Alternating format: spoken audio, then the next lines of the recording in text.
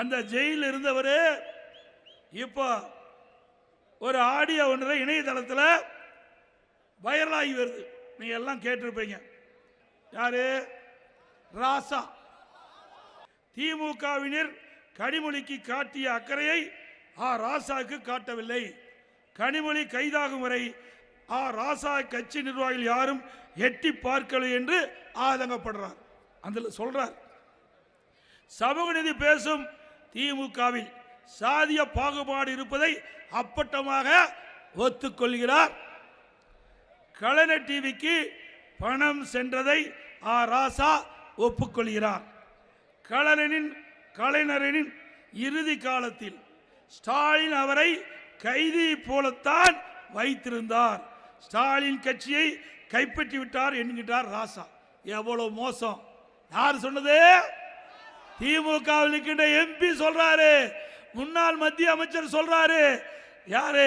திரு ஸ்டாலின் அவருடைய அப்பா கலைஞரை இறுதி காலத்தில் கைதி போல வைத்திருந்தார் என்று திரு ராசா அவர் இணையதளத்தில் வந்த செய்தி. கலைஞரின் இறுதி காலத்தில் ஸ்டாலினுக்கும் கனிமொழிக்கும் பிரச்சனை ஏற்பட்டது.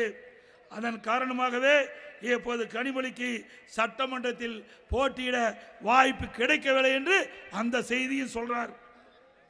ஸ்டாலினுக்கு தான் பெரிய பிரெயின் என்ன மூளை இருக்கிறதா?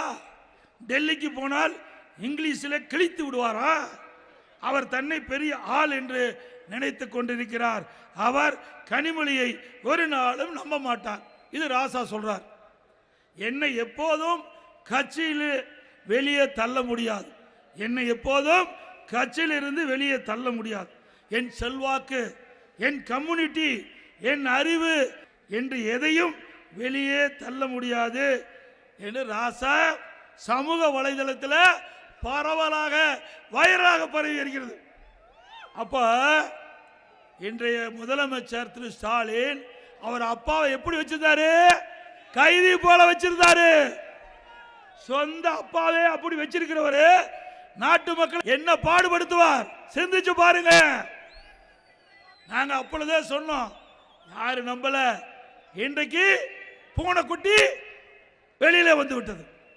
உண்மை செய்தி வெளியில வந்து விட்டது திரு ராசா மூலமா.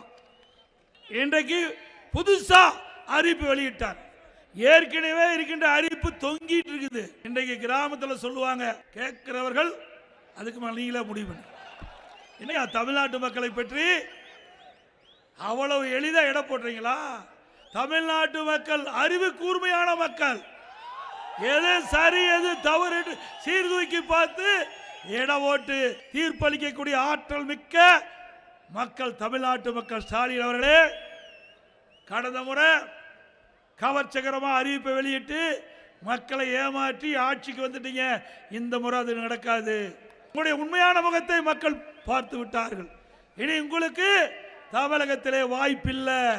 இன்றைக்கு மத்திய அரசாங்கம் அறிவிக்கப்படுகின்றது, எல்லா மாநிலத்திலும் ஜாதி வாரி கணக்கெடுப்பு எடுக்கப்படும் என்ற அறிவிப்பை வெளியிட்டிருக்கிறது. அதை தமிழகத்திலே நடைமுறைப்படுத்தப்படும். ஜாதி வாரி கணக்கெடுப்பு தமிழகத்திலே நடைமுறைப்படுத்தப்படும். தமிழ்நாட்டுக்கும் டெல்லியிலுக்கு என்டிஏ அங்கதான் போட்டியா. இப்ப எங்க தேர்தல் நடக்குது? சொல்ல, எங்க நடக்குது? தமிழ்நாட்டில் நடக்குது. என்ன தேர்தல் நடக்குது? சட்டமன்ற தேர்தல். இது கூட தெரியாத ஒரு முதலமைச்சர் ஸ்டாலின் அவர்கள். ஏங்க, தமிழ்நாட்டில் தான் சட்டமன்ற தேர்தல் நடக்குது, டெல்லியிலா நடக்குது? நம்மை பற்றி குறை சொல்வதற்கு அவரால் ஒன்று கண்டுபிடிக்க முடியல.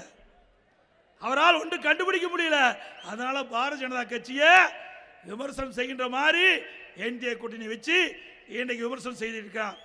தில்லு திராணி தெம்பு இருந்தா அண்ணா திமுக பத்தி பேசு, நாங்க சரி எங்க தொண்டை பதில் சொல்லுவோம்.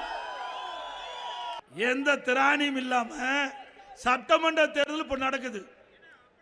இன்னைக்கு சட்டமன்ற தேர்தலில் அண்ணா திமுக வெற்றி பெறும் 100% அவருக்கு தெரியும்.